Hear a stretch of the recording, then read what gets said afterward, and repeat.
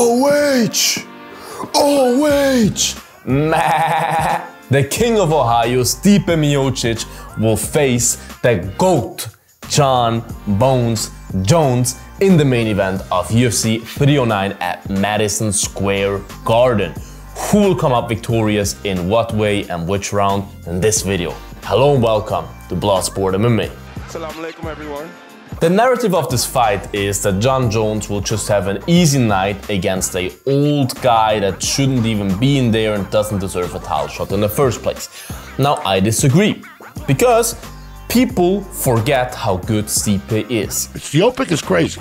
People just say, yeah, but he got knocked out against Ngannou his last fight. Okay, yeah, he lost against the biggest power puncher in the history probably by a knockout.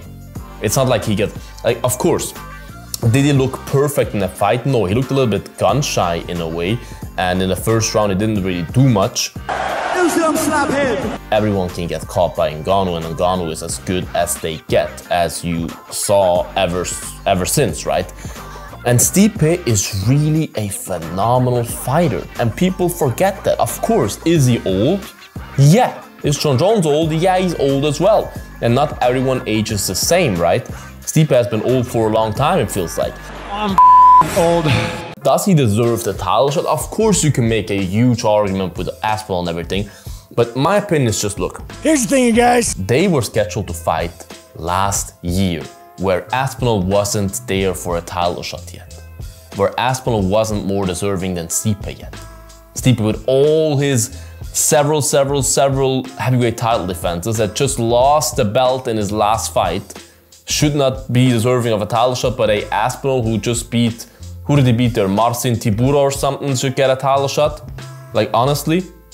And of course, now, if the fight would just be booked now for UFC 309, of course, Aspinall is more deserving as of right now. But the fight didn't happen because Jon Jones got injured. It wasn't Stipe's fault. Why should a title shot get taken away from Stipe now? It doesn't make any sense. But that's just to that topic, to make that clear. If you don't know, now you know. But what I think people are really underestimating of Stipe, especially in this fight, is Stipe's boxing. Stipe, in my opinion, is a much better boxer than Jon Jones is. Look at, just ignore the Ngannou fight for a second, please. Just look at all the Stipe fights before, and I know it's been a long time, and I'll definitely also include that into my prediction at the end and factor it into the equation, right?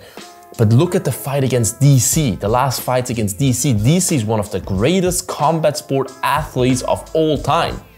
DC can beat any heavyweight on any given day and twice on Sunday. You know what I mean? DC is that good.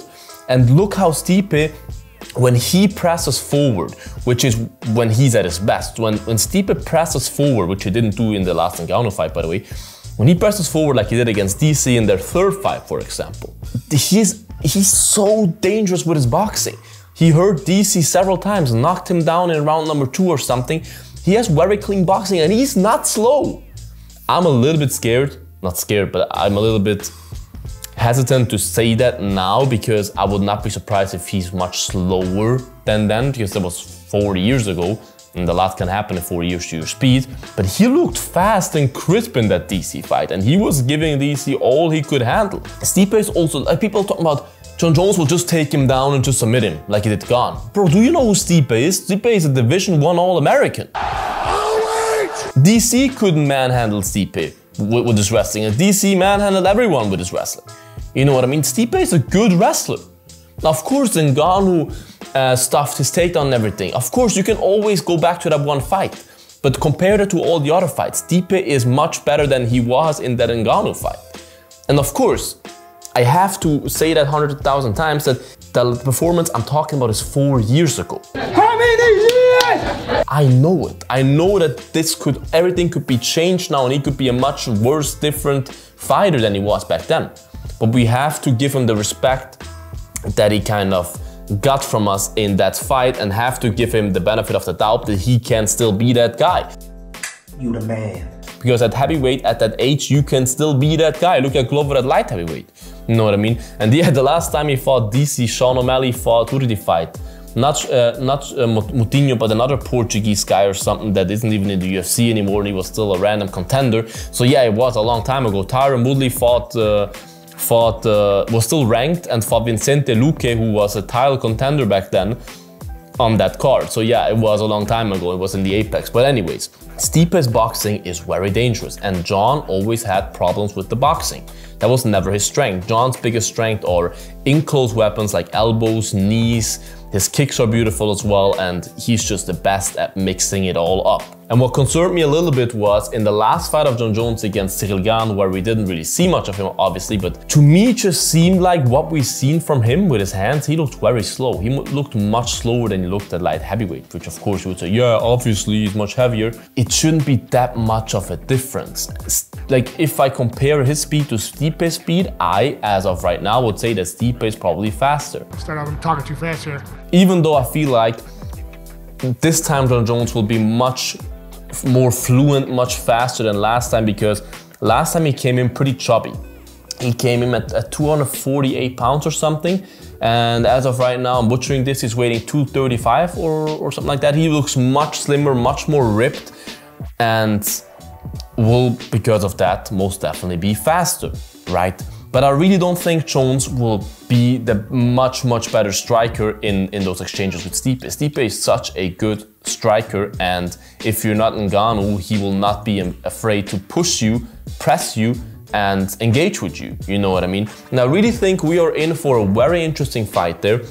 I do think we will see a lot of interesting, fun exchanges where both have their successes, but I think what the biggest difference will be is Stipe historically kind of had problems in situations where you're in a clinch, for example, where you're clinching, because Stipe likes to clinch and Jon Jones loves to clinch. He does his best work from the clinch. Jon Jones takes people down from the clinch. Mainly, that's his main space where he takes people down, and he submits people in the clinch like he did against Lyoto Machida, like Cyril Gane. It was not in the clinch, but against the fence, you know what I mean? He knocks people out with elbows and everything from there. He does his best work in the clinch, kind of. And Stipe likes to be in the clinch as well, but he's pretty vulnerable there. Watch the fights against DC. All 3 fights.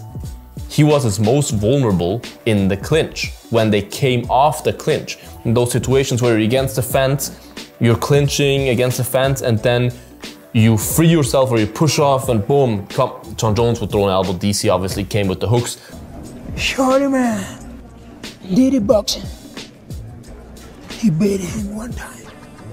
But those dirty boxing exchanges from the clinch, that's where Stipe had the most trouble in the past, and that's where Jon Jones shines.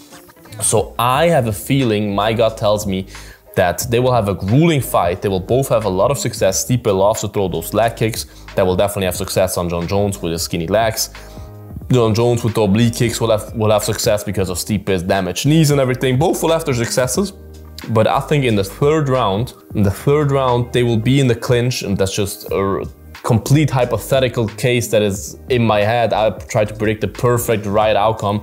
They're in the clinch against the fence. Jon Jones will press him against the fence, will be the aggressor in the clinch, and maybe hits him to the body a little bit, throws a nice knee, disengaged from the clinch, boom, comes in with a beautiful elbow, drops Stipe, Stipe falls down, Jon Jones follows him to the ground. Beautiful ground and pound elbows. Jon Jones is one of the best when it comes to finishing people on the ground with ground and pound. Maybe even lands a 12-6 just for the sake of the history, and will finish Stipe in the third round. I do believe Jon is just a little bit more dynamic and more versatile in his attacks, and that will be a difference. And he's so good at making you pay for breaking the distance with him, with his knees, with his elbows, and with his distance management as well. So that's why I believe Jon Jones will finish Stipe Miocic in the third round, but I do believe it will be a much closer fight than people think and anticipate.